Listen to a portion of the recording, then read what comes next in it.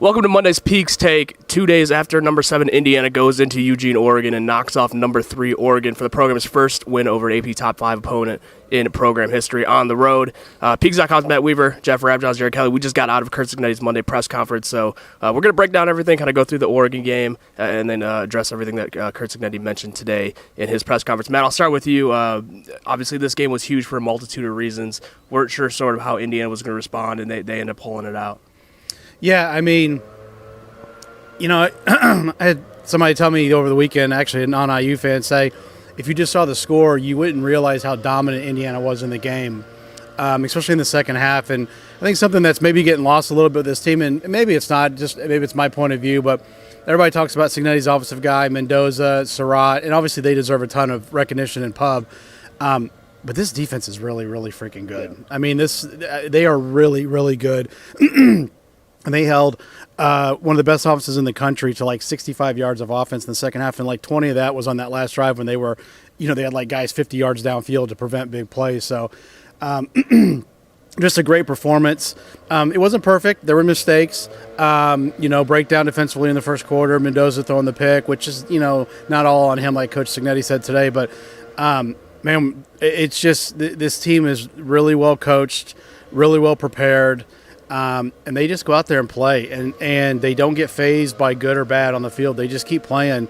We're looking at a team 6-0 that really the hardest part of their schedules, is over with. I mean, now they got to keep the foot on the pedal, and with Kurt Cignetti, I don't think that'll be a problem. He even talked about it today, not losing focus and all that. And I think even after this win this week in practice, my guess is he's going to reiterate that big time. But this team's got a legit shot to really run the table.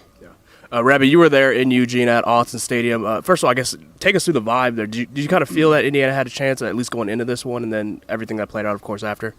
Yeah, I mean, it's an amazing place. It really is. It's a gorgeous stadium sitting right there, kind of like, it's like take a stadium and sort of drop it right there near the mountains and everything. So it's a gorgeous setting. The stadium's really loud. The way it sort of flows, the sound really comes down. It bounces off of both sides. It's a fantastic environment. It's a difficult environment. Obviously, Oregon had the nation's longest home winning streak going into that game.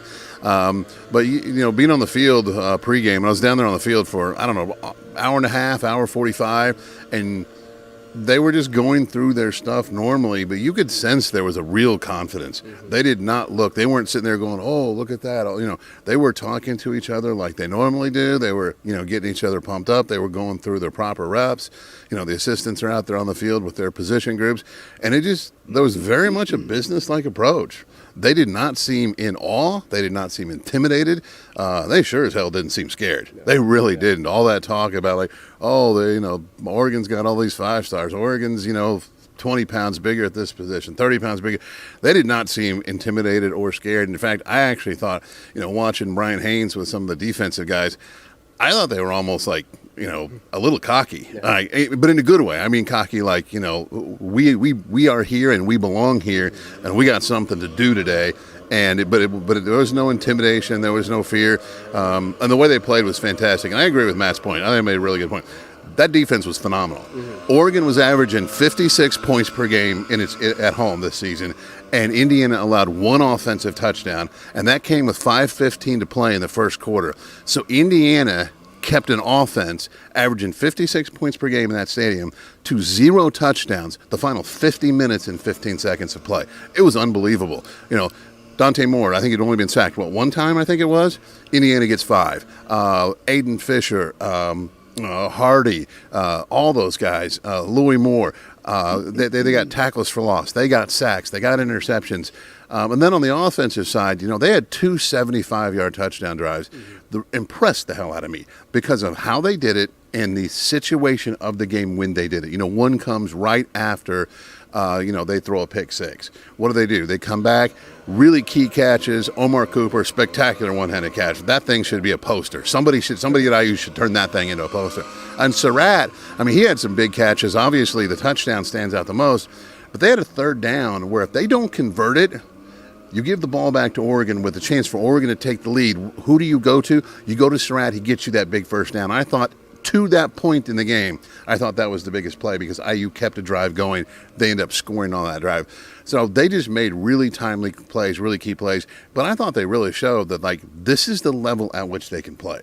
You know, so many talking heads were not only talking about Oregon probably winning the game, but there were people saying it's going to be over by halftime, it's going to be a blowout. And not only did IU win, but they play. It wasn't like a fluky win. It wasn't like, okay, they got a blocked punt or the Oregon guy screwed up. They lost 6 fumbles or whatever. This was just straight up football versus football. I mean, Indiana, let's be honest, to some degree, they kind of beat the shit out of Oregon. Now, they didn't from the standpoint of the score, but there were times on defense, I think 4 out of 5 Oregon possessions, they didn't get more than 30 yards. One of the best offenses in the country didn't do shit. I mean, they really didn't. And I thought it was incredibly impressive. Both sides of the ball and how they were prepared. But Brian, I agree, Matt made a great point. Brian Haynes' defense should start being talked about like, are they the best defense in the country? They're at least in the conversation. I don't know if they're number one, but they should be in the conversation.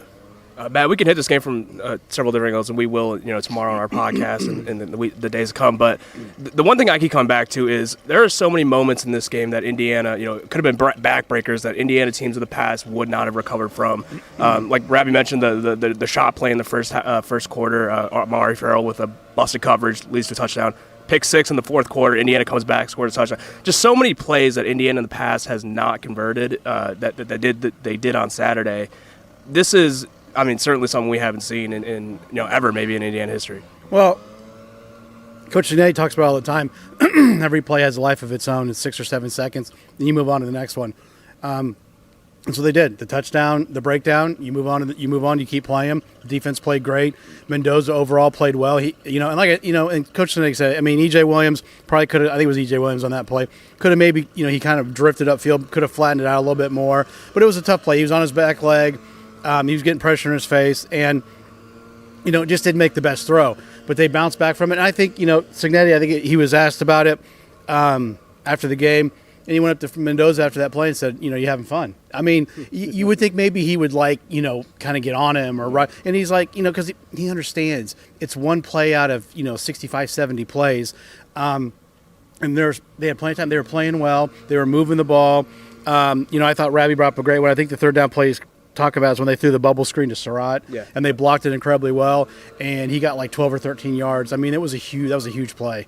That was a huge play in the game. And we talked about it last week. Your studs have to show up in these games, and Aiden Fisher was a stud. Fernando Mendoza was a stud. Roman Hemby was a stud. Elijah Surratt was a stud. Guys who are your superstars have to show up. I mean, when you get to the next level and you get in the playoffs and the Super Bowl, the star players have to be the star players, and they were for Indiana, and it's a big reason why they won. Rabbi, I don't, for the sake of looking too far ahead here, but I mean, 6-0. Matt mentioned, the toughest part of your schedule is probably in the past. 3-game stretch of Illinois at Iowa at Oregon. That's probably your toughest 3-game stretch of the season.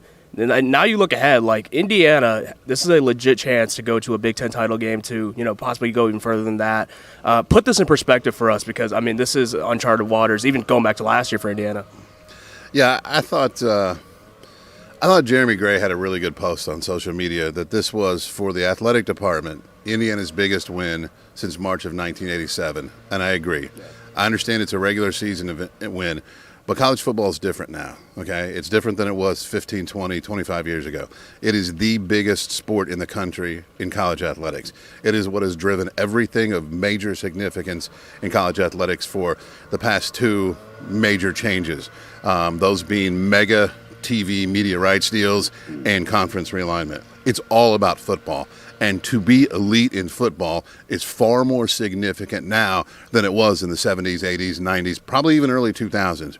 This was it was a transformational win for Indiana. They're no longer good, they are elite. They walked through the stage door with their boots on, with Brian Haynes bringing down the thunder, with Signetti, disciplined, focused, every play live. All of that stuff is now center stage nationally in college football. Indiana's been talked about in college football. They've been, they've gotten buzz. They obviously made national headlines last year, but they were sort of like a little bit of the Cinderella story. they ain't Cinderella no more, all right? This is a legit football team that can legitimately do some special things. I mean, think about this. Not only did Oregon have the longest home winning streak in the country, which is sort of in a certain time frame thing, Ohio State won the national championship last year. Ohio State went into Oregon and lost. Okay? That's how difficult it is to win at Oregon. So it's a transformational win for Indiana football. We can talk about the moments that led up to it. That's probably a book. But it was a transformational moment. And I think that's the word. Somebody mentioned that to me in the text. We were talking about, like, what is this? And he actually said transformational. And I said, that's the word I've been looking for. That's what it is. I think we'll see what Indiana does. But 6-0, you look at the other 6 games that are left, they're all winnable. Now, I will say, because Indiana is now 3 in the country, they're going to get everybody's best shot. Playing Indiana now is a big frickin' deal. Indiana is one of those teams people are going to want to try to knock off. But I think Matt made the great point with Cignetti. I don't worry about them staying prepared. I don't worry about them, quote, eating the rat poison, to use Nick Saban's phrase. I think they're going to stay focused. But this is a team that's clearly on the national landscape, and they're right in the middle of it. You know, you had people from CBS saying their front 7 is better than Georgia's and Alabama's. When has Indiana's positional groups ever been talked about in those towns? Never. So it is a completely different world for Indiana football now, and Saturday's win at Oregon is a big reason why, and I would argue the number one reason why.